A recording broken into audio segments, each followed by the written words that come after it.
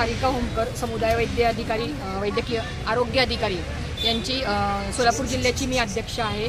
आणि आम्ही सगळेच NRHMचे जे कंत्राटी कामगार आहोत, कर्मचारी आहोत। तर आरोग्य खात्यामध्ये आम्ही सध्या गेले 6 वर्ष झाले कार्यरत आहोत। आणि आमच्यापेक्षा पण सिनियर हे ANM सर्व 15-20 वर्षांपासून कार्यरत आहेत। तर आम्ही सर्वजण असमाधानकारक आमचे मानधन अदा केलेले आहे त्या बाबतीमध्ये। आणि सगळ्यात महत्त्वाचं म्हणजे परमनंट लोकांचेही बायोमेट्रिक प्रणालीचा त्यांनी वापरही नाही केला तरी त्यांचे पूर्णतः फुल पेमेंट झालेत आणि आमचे काहीही पेमेंट झाले नाही, 0 पेमेंट झालेले आहेत। 2 महिन्यांचे 0 पेमेंट आणि 5 महिन्याचा इन्सेंटिव्ह आमचा अडवलेला आहे। आम्ही घर कसे भागवावे याची आम्हाला सगळ्यांना चिंता आहे। सगळ्यांचे घर आमच्या पगारांवर आपल्या कुटुंबाचे अवलंबून आहेत। त्यासाठी आम्हाला खूप काळजी लागून राहिली आणि आम्ही सगळेजण मानसिकरित्या खचून गेलेलो आहोत।